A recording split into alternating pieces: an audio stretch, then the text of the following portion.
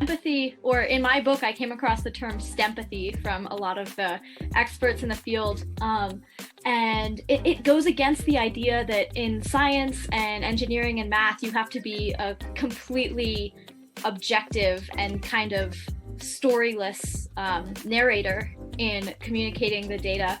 So empathy or stempathy, when you're connecting with an audience, might mean connecting with the people you're speaking to, talking about their hometown or talking about the big game last weekend, or something that everybody in the room can relate to before you dive into, I'm a scientist and here's the message or the danger that I'm presenting to all of you.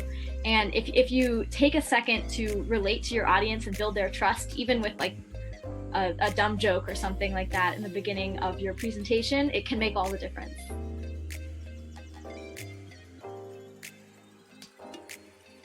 Throughout the course of my book, I found that there are a few common values that all of us share, pretty much regardless of age or background.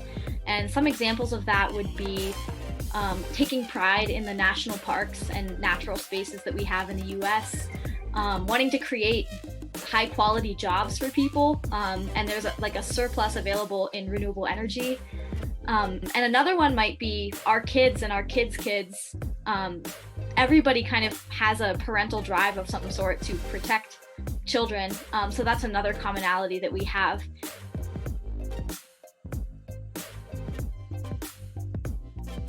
Well, I think as environmentalists, our instinct is to launch into alarm and panic, rightfully so, because that's the reality, is that we're in a climate emergency.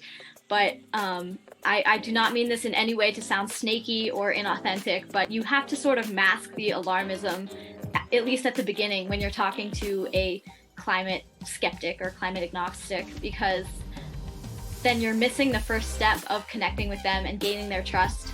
Spend a few minutes talking about ideas that you really agree on, and then start to weave in environmental issues that you care about. And if you're someone that they already respect and are friends with, they'll definitely open up to the ideas you have about the climate crisis. And make sure to be respectful and be civil and listen to them as much as they're listening to you, so it feels like a give and take conversation, and not just like you're throwing statistics at them.